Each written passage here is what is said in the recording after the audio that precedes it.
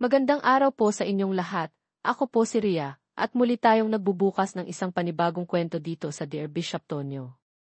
Noong nakaraang linggo, ibinahagi sa atin ni Marites ang bigat ng kanyang karanasan, at maraming salamat po sa lahat ng nagbigay ng payo at komento.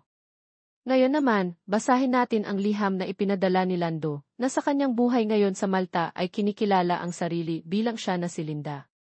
Dear Bishop Tonyo, matagal ko pong pinag-isipan kung susulat ba ako, pero napagod na po ako sa pagtatago ng totoo kong pagkatao.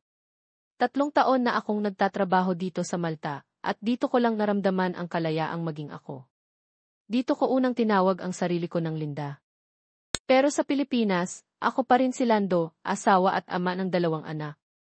Mahal ko po sila, pero tuwing kausap ko sila, para akong bumabalik sa isang pagkataong hindi ko na kayang isuot. Natatakot po akong sabihin sa kanila ang totoo. Baka magalit sila. Baka talikuran nila ako. Baka mawalan ako ng karapatan bilang magulang. Bishop, gusto kong maging tapat sa sarili ko, pero ayokong mawala ang pamilya ko. Ano po bang dapat kong gawin? Paano ko haharapin ang katotohanang ako si Linda, pero inaasahan pa rin nila ang Lando na hindi ko na kayang maging? Nanghihingi ng inyong payo, Linda, Lando sa Pilipinas. Maraming salamat, Linda, sa tapang mong ibinahagi ang iyong kwento. At sa ating mga taga-subaybay, kung mayroon kayong payo o komento para kay Linda, iwan lamang ninyo sa comment section. Sa Biyernes, babalikan ito ni Bishop Tonyo para sa kanyang pagninilay at pastoral na payo. Hanggang dito muna, ako po si Ria, at ito ang Dear Bishop Tonyo.